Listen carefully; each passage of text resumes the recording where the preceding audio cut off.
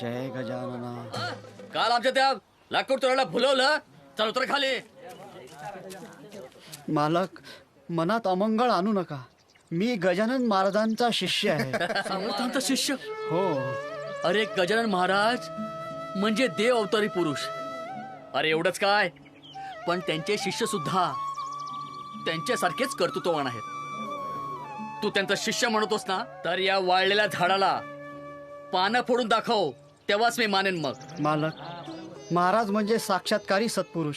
माझ्यासारख्या दगडाला सिंदूर लावला म्हणजे तो का देव झाला? अरे आता बस कर तू अपोती पुरा. खरं खोटं काय ते झालंच पाहिजे. हा, भक्ताच्या हाकेला ओद्या समर्थ.